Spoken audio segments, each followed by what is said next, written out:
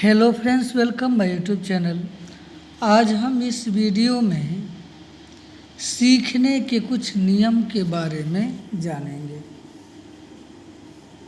कि सीखने के नियम कौन कौन से होते हैं, क्या है इसके मुख्य नियम, क्या है गौण नियम, इसके बारे में जानेंगे। जैसा कि आप देख रहे हैं, E.L. थॉर्नडाइक अमेरिका का प्रसिद्ध मनोवैज्ञानिक हुआ जिसने सीखने के कुछ नियमों की खोज की जिन्हें निम्नलिखित दो भागों में विभाजित किया गया है। सीखने के नियम को दो भागों में थॉर्नडाइक ने बांटा है। पहला क्या है तो मुख्य नियम, प्राइमरी लॉज, और दूसरा क्या है गौण नियम, सेकेंडरी लॉज। अब क्या है, मुख्य नियम में कुछ इस तरह से है: तत्परता का नियम, अभ्यास का नियम, उपयोग का नियम, अनुप्रयोग का नियम, प्रभाव का नियम। ये सब मुख्य नियम में गिना जाता है या कहा जाता है। अब सीखने के गौण नियम में ये जानते हैं कि क्या कैसे है।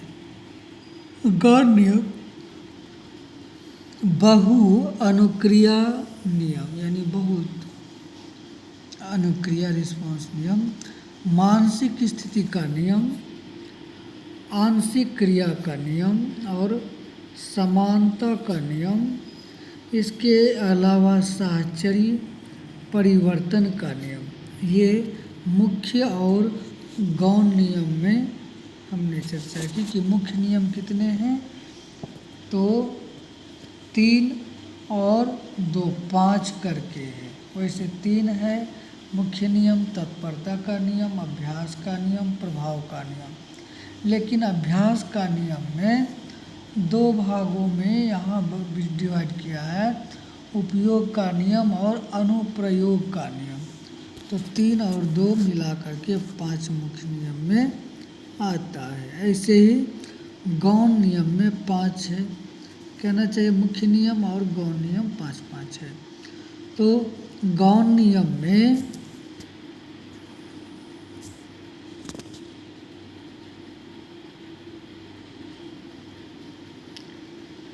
बहुअनुक्रिया का नियम,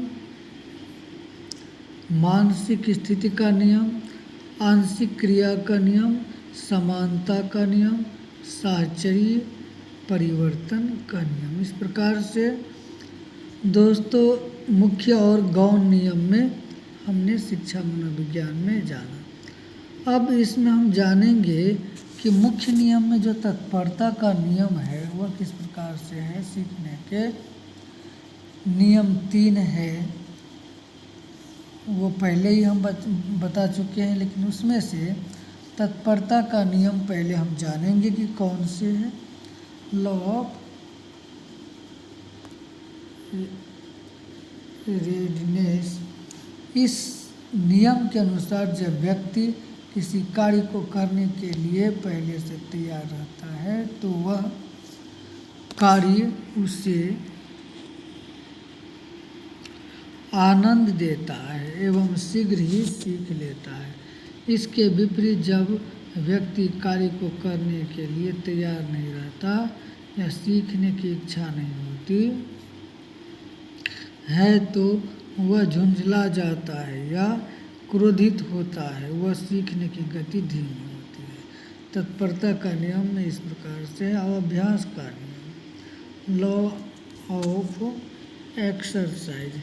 इस नियम के अनुसार व्यक्ति जिस क्रिया को बार बार करता है उस शीघ्र ही सीख लेता है, उसे शीघ्र ही सीख लेता है। बार बार कोई कार्य को दोहराता है तो मनुष्य सीख लेता है, तथा जिस क्रिया को छोड़ देता है या बहुत सामान तक नहीं करता उसे वह भूलने लगता है। जैसे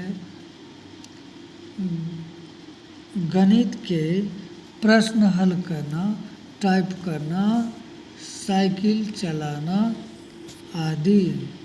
इसके उपयोग और अनुप्रयोग का नियम भी कहते हैं। अब नेक्स्ट है प्रभाव का नियम। प्रभाव का नियम में इस नियम के अनुसार जीवन में जिस कार्य को करने पर व्यक्ति पर अच्छा प्रभाव पड़ता है या बुरा या संतोष मिलता है, उन्हें यह सब सिखाने का प्रयत्न करता है। एवं जिन कार्यों को करने पर व्यक्ति पर बुरा प्रभाव पड़ता है, उन्हें यह करना छोड़ देता है। इस नियम को सुख तथा दुख का पुरस्कार तथा दंड का नियम भी कहा जा सकता है। नेक्स्ट वीडियो में दोस्तों हम चर्चा करेंगे गौण नियम के बारे में कि क्या है। तब तक वीडियो में बने रहने के लिए धन्यवाद।